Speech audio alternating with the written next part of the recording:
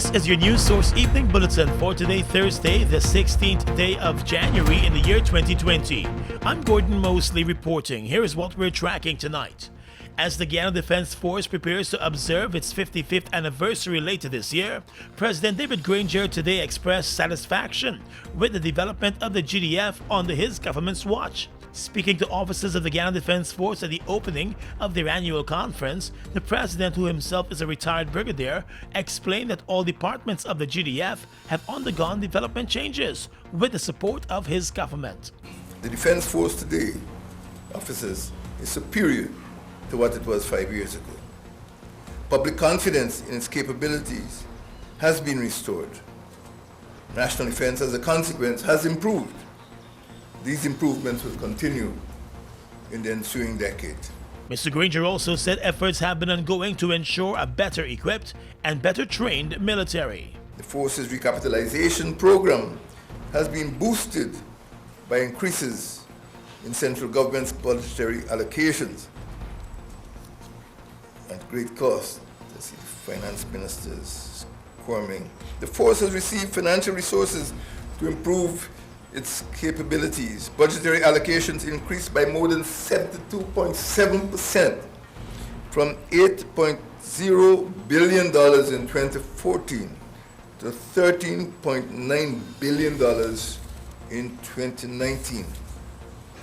Defense cooperation has allowed the force to benefit from donations of equipment, training and participation in military exercises with friendly states. It has enhanced cooperation in combating transnational crime and in managing disasters. The president also spoke about his government's decade of development plan and said it includes investments for the development of the military. The decade of development plan focuses on infrastructural and human development across the country, with funding from the oil sector. It will also encompass the military and strengthening of border security. The Coast Guard has the primary responsibility for safeguarding the country's maritime zone and to protect investors operating there. The Coast Guard's fleet and personnel will be increased continuously to provide greater security for economic activity in our EEZ. Technological improvements will allow for better surveillance and policing of our maritime zone. President Granger told the officers that as Guyana enters a transformative stage in its development, the Guyana Defense Force at an institutional level should take advantage of the transformation that will be happening across the country, reminding that the protection of the country's national patrimony remains paramount. More news coming up in a moment. The voting process. Once you have been identified as the elector you claim to be, you would be given a ballot paper that is stamped at the back, top and bottom halves in your presence. On the ballot paper, provision is made for you to vote twice. Once at the top section where you vote for the party of your choice in the general election, and once at the bottom section where you vote for the party of your choice in the regional election. Make your mark in the box provided on the right of your choice. After you have voted, fold the ballot paper as shown by the election official. Dip the first joint of your right index finger in the ink provided and place the ballot paper in the ballot box that is there for this purpose. You would then have to peacefully depart the polling station. For more information, contact GCOM on 225-027729, 223-9653, email pro@gcom.org.gy or visit GCOM's website at www.gcom.org.gy. Tired of long lines? Register with MyGTT at mygtt.co.gy.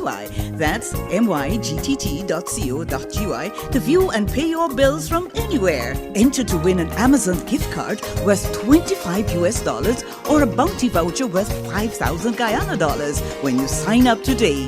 GTT, do more. The Guyana Elections Commission has published the revised list of electors. Eligible persons are advised to check their information on the list posted in their respective areas or on the GCOM's website at www.gcom.org.gy. Persons who did transactions such as new registration, changes, or corrections to their information in the recent registration exercises must check the revised list of electors to ensure that they are listed and information is correct. If your information is not correctly stated, you must visit the GCOM office in your area on or before the 25th of January 2020 with the triplicate copy of the registration form referred to as the pink slip to ensure the update is done. The updated and corrected information will be on the official list of electors. For more information, visit our website at www.gcom.org.gy. Follow GCOM on Facebook at Guyana Elections Commission. Contact us on 225-027729 or 223-9653. Email pro@gcom.org.gy or the nearest GCOM registration office.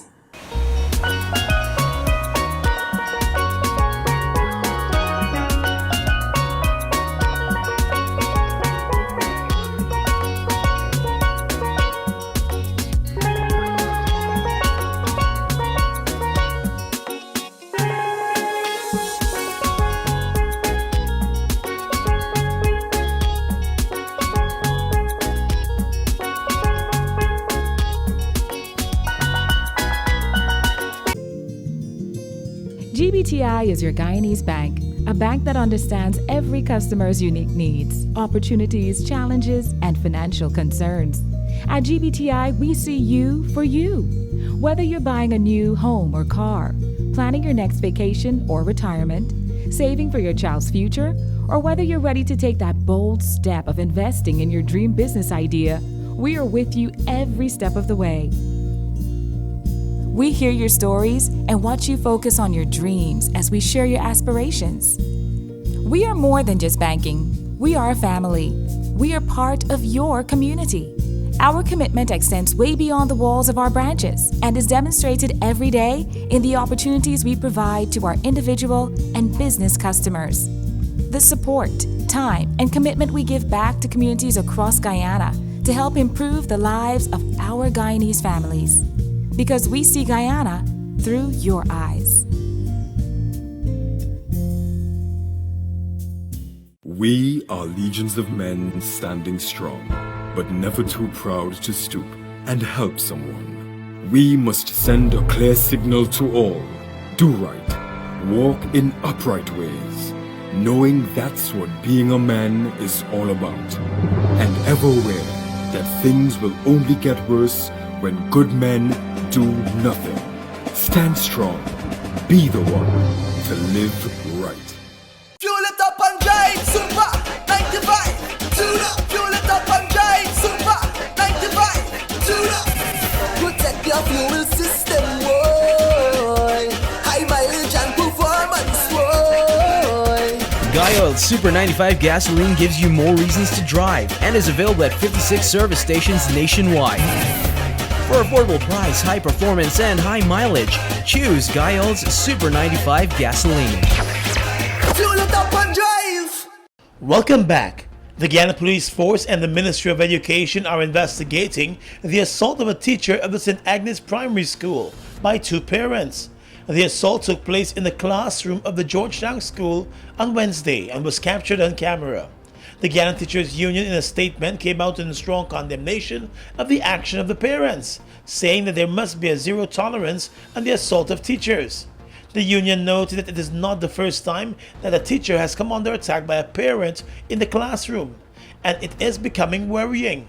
The union wants all of its teachers to wear black and white on Monday in protest of the acts of violence against teachers. The union also called out the Guyana Police Force for its sloth in investigating another recent incident where a teacher was also assaulted in the classroom by an angry parent. In the video recording of the latest incident, the teacher is seen on the floor of the classroom being kicked by the male parent, and the female parent is also seen attacking and hitting the teacher. News source understands that the parents were called to the school following an incident involving their son and another boy who also attends the same school, resulting in the other boy being hospitalized. It was during a meeting with the parents that one of the parents objected to the teacher's view of how they should address the incident. Voices were reportedly raised, and the teacher was first attacked by the mother, according to witnesses. The male parents soon became involved in the scramble, despite the efforts of other teachers to pull them apart. In a joint statement this afternoon, the Ministry of Education and the Guyana Teachers Union said at no time and under any circumstances will any form of violence in schools be condoned, especially when our students and teachers are involved. Turning now to the oil and gas sector, with Guyana becoming an oil-producing nation, one energy expert believes the country should be cautious about external factors and the impact those factors could have locally. Energy market expert and former White House official Robert McNally is in Guyana for a series of talks being hosted by the Center for Local Business Development. During a media briefing today, he said attention must be paid to oil prices and the global market and some of the issues that could impact those prices. The theme is that oil prices are like the Space Mountain roller coaster ride. They are prone to wild swings, what we call boom and bust swings. In my view, what will determine the amount of revenue that Guyana sees from these astounding new finds will be driven much more by the crazy global oil market than anything else. Oil prices are prone to wild swings, and we've known that since the beginning of the modern oil market in 1859. He also explained that even though oil is considered the lifeblood of modern civilization, there are risks involved, and Guyana needs to pay attention. And Guyana is joining a world oil market now. Prices are impacted by not only economic growth and new fields starting up and supply and demand around the world, but by geopolitical risk. Mr. McNally also reminded that there are interest groups internationally that use their influence to influence oil prices, and that is an issue that also needs to be examined. Guyana, he noted, is doing all of the right things so far as it becomes part of the industry. Turning now to the world of politics, opposition leader Bara Jagdeo today called on the Guyana Elections Commission to provide a list of all of the changes it has been making to the revised voters list, and he wants that list to be provided to all the political parties. GCOM has indicated that the house-to-house data is being incorporated on the revised list, and the changes requested by persons to their addresses will also be accommodated in time for the final voters list. At his weekly solo press conference today, the opposition leader said he still has concerns by the move of the Guyana Elections Commission. Nobody within GCOM should really be making large-scale changes to the RVL now that the statutory processes are over. But that is precisely what's happening in there. And therefore, if we can't stop these changes, they're saying they're updating the addresses using house-to-house unverified data, that all the political parties must get a list of the changes made so we can verify what those changes are when the OLE comes out. And we'll check the OLE again. So we're going to insist that we get what those changes are and then cross-match them. Mr. Jagdeo said he has since raised the issue with a Commonwealth official who is now an advisor to the Elections Commission. He said his party has been vigilant on the issue and will remain vigilant, since he believes incorrect changes could lead to the possible disenfranchisement of voters.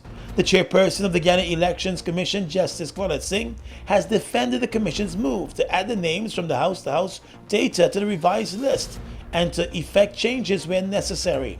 She said things must be done the right way, and she does not want to disenfranchise any voter.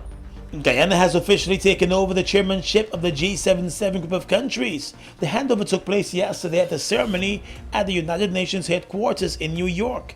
Prime Minister Moses Nagamutu attended the ceremony, and he noted Guyana's role in strengthening democratic norms. We are grateful that you have bestowed the honor and privilege for Guyana to serve as chair of the Group of 77 in China for the second time.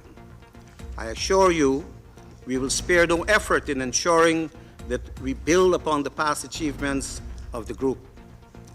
With great humility, we commit to remain attentive to the perspectives of all members and to discharge the responsibilities of chair with full integrity, commitment to our core principles, and in furtherance of the interests of all the developing countries. The Prime Minister said Guyana is grateful to take on the role as the chair of the G77 group and China, and will be pushing to build on the achievements of previous holders of the office. We anticipate the inclusion in the 2020 program of work of the group to be considered at the organizational meeting on Friday, a number of thematic and regional meetings that will contribute to the achievement of our objective in these areas. During its chairmanship this year, Guyana has offered its commitment to strengthening multilateralism for the benefit of all developing countries. In accordance with the G77 agenda, negotiations and deliberations will be conducted on various issues, including global sustainable development, climate change, and efforts to improve the efficiency and effectiveness of the organization. This year, the G77 group will also place emphasis on reinvigorating South-South cooperation to further strengthen the developmental efforts of the South and its participation in the global economy. In the courts right now, a Kitty man who was found guilty of brutally murdering a peacemaker outside the Blue Martini nightclub was today sentenced to life in prison. The convict Sean Harris is also an ex-prison escapee. He showed no emotions in court today as the life sentence was handed down. During the trial, it was revealed that on the 5th of February 2017 at Owen Street, Kitty, Harris murdered Sunil Singh by stabbing him repeatedly. The convict was reportedly among a group of men who got into a scuffle with another group outside the nightclub, and when Singh stepped in to break up the fight, he became the one being stabbed to death. The court heard that after the man was stabbed the first time, he attempted to run from the scene, but was chased down by Harris and stabbed repeatedly until he collapsed. The convict currently has a number of other cases before the court, including several cases of robbery. Across the region is coming up next. The voting process. Once you have been identified as the elector you claim to be, you would be given a ballot paper that is stamped at the back, top and bottom halves in your presence. On the ballot paper, provision is made for you to vote twice. Once at the top section where you vote for the party of your choice in the general election, and once at the bottom section where you vote for the party of your choice in the regional election. Make your mark in the box provided on the right of your choice. After you have voted, fold the ballot paper as shown by the election official. Dip the first joint of your right index finger in the ink provided and place the ballot paper in the ballot box that is there for this purpose. You would then have to peacefully depart the polling station. For more information, contact GCOM on 225-02-7729, 223-9653, email pro@gcom.org.gy, or visit GCOM's website at www.gcom.org.gy. They've made a positive impact on the heavy-duty transportation industry in Guyana since they've arrived. Guyanese are amazed at their power, durability, efficiency, and superior handling capabilities. These are brand new trucks, manufactured in partnership with German, Italian, and French companies. They have a powerful reputation for operating under very adverse Guyanese conditions and come with full after-sales service and spare parts. They're the most sought-after trucks today, with over 500 units in Guyana, and they're available in over 100 countries, including South America and the Caribbean. Be smart. Buy brand new ST Howo trucks today. Call 608-4998 and arrange for an inspection at ST Truck Guyana Incorporated, Block B, Public Road, Covenant, East Bank, Demerara. The Guyana Elections Commission has published the revised list of electors. Eligible persons are advised to check their information on the list posted in their respective areas or on the GCOM's website at www.gcom.org.gy. Persons who did transactions such as new registration, changes, or corrections to their information in the recent registration exercises must check the revised list of electors to ensure that they are listed and information is correct. If your information is not correctly stated, you must visit the GCOM office in your area on or before the 25th of January 2020 with the triplicate copy of the registration form referred to as the pink slip to ensure the update is done. The updated and corrected information will be on the official list of electors. For more information, visit our website at www.gcom.org.gy. Follow GCOM on Facebook at Guyana Elections Commission. Contact us on 225-02-7729 or 223-9653. Email pro@gcom.org.gy or the nearest GCOM registration office.